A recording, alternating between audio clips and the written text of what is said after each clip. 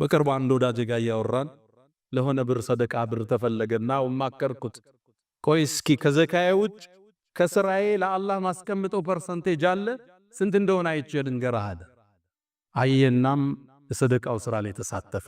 ብሩን ልኮ ምን ሰራው ንግድ ውስጥ ከዘካችን ውጭ ለአላህ ምን ነው ይፈልጋል። ሌላ እኔ አንድ ወዳጅ አለኝ ዘካውን 10% የሚያወጣ ዘካው 2.5% ነው የምናወጣው 2.5 10 የሚያወጣ ነው ያቃር እኛ ውስጡ ነው።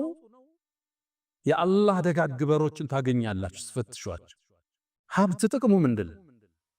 ራት እኮ 20 ሺህ ብር ራት አንበላ ትንሽ ካዝከው በኋላ ልታካፍለው ብቻ ለሌላው ልትኖርለት ብቻ። ሌላ ከቃሩን የምንማረው ትምህርት እንደምታውቁት ቃሩን የሙሳ ያጎት ልጅ የታላቁ አላህን ያናገረው ነብይ ያጎት ልጅ አንድ